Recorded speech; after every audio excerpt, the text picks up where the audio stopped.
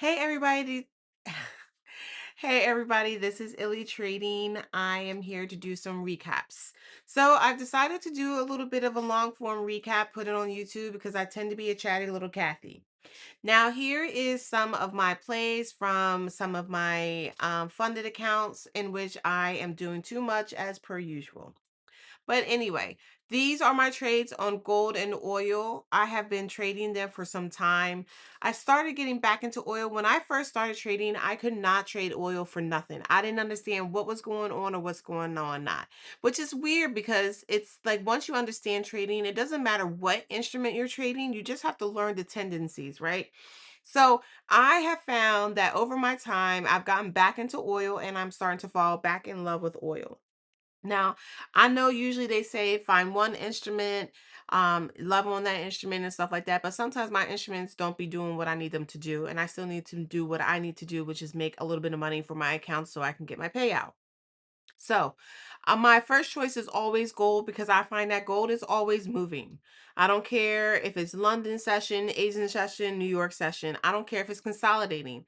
Gold is always, I feel like you can always make a little something on gold. Now, here is also, I feel like I was already, oh, I probably redid this play. So, anyway, this is a sell on oil, which I was also in on a buy on gold at the same time. So you'll see me toggle through the screens just to see how the play is going to make sure that I'm not going too crazy. So in the beginning of the video, you saw that I was up on my gold trade. This currently is my oil trade here. And as you can see, the gold is going very well at 375 profits. There we go. Here you go. You can see it now. Now, the reason why I entered this trade is because this again was the orb session. This again is an Asian session play because I love to do Asian session because sometimes I just can't handle New York. I'm either super tired from the night doing night shift or I'm working at my other job or whatever. I'm a hustler.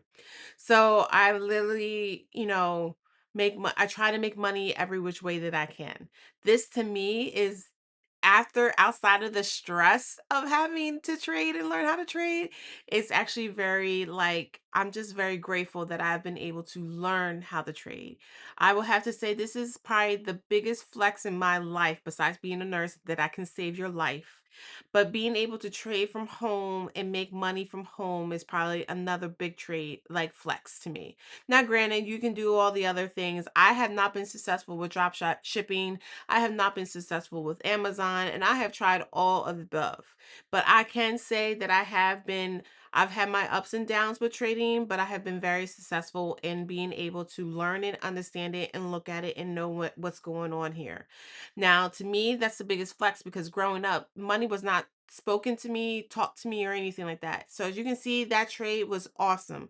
It was clear cut, a buy, and it was just trailing up. So that was one done for my funded account. We move on back to the other account to see what's going on to the oil trade. And yep, so here we go. So oil, sometimes whatever, I still love it. But anyway, so as you can see, a lot of times I do a lot of my trading back to back, especially when I have separate accounts. Now you can copy trade the accounts, but sometimes I don't like to have that all on one account because if one trade goes bad, then all the trades go bad. Until I'm more comfortable with making sure that I'm okay with that. This is what I'm doing for right now. As you can see, the trade was in profit before earlier in the video, but it is now not in profit. I'm still probably trying to hold out for a sell, but looking at and this is a replay. I don't even remember. I'm just picking out old videos and just talking about it and talking about the trades and things like that. So why I feel like I still was sick staying in this trade was because I really wasn't seeing any real buy. I really wasn't seeing I was just seeing a lot of sale. Now I could be completely wrong. I do not remember this trade. Unfortunately, I do trade a lot. I don't remember all my trades, so that is why I record them, just so that I can go back and learn and be able to take my lessons. So I'm not sure what I'm thinking right here. I know in my mind I'm probably thinking that I probably should get out of this trade, but I'm also thinking that it's probably going to go lower because my most recent point took out the previous low. So I'm probably waiting to see if this candle is going to take out a high. If it takes out the high, I will get out of the trade just because I do see a reversal. As you can see, my stop loss is at the top of that big red candle, the second red candle that you see. Um, I probably will bring it in just because this is a mini. See, this is a mini account, so those ticks do matter. That $40 or $50 right there, that's only 5 ticks. That's not a big move at all. If I was on a micro account, I could definitely give leeway to the account, right? I could definitely give my play some time to breathe, but this is tight. And I know me, I'm probably trying to get to a certain price point a lot faster. And sometimes that does not work in my favor. In fact, most of the time, it does not work in my favor. But um I still will do it. So anyway, um when I'm doing my eval accounts, I am way more aggressive with my accounts. I am like doing everything as a mini. I am doing the absolute most when I need to calm down. But when I get to my funded accounts, I tend to nurse them. Just because it's so hard to get a payout from the prop firms, which I can still attest to that it is still definitely hard to get a payout from a prop firm, and I know what I'm doing.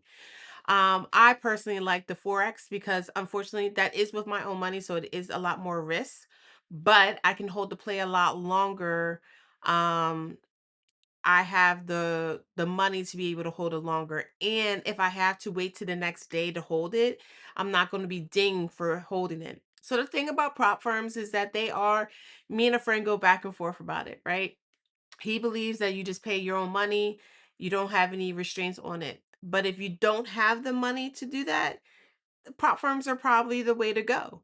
I currently do Tradeify and I have an Apex. I do like Tradeify just because of the options that they give you of just being having a daily payout or weekly payout. So as you can see, oh good. The trade actually did come around a little bit. Not too sure what happened with this trade. I honestly don't remember. Maybe I closed it out, just leaving me a little bit of a profit. But anyway, so that's a quick recap of it. If I find what happened with that trade, I'll let you know. Most likely, I probably won't because I don't even remember it at all. All right, later, guys. I'll talk to you soon.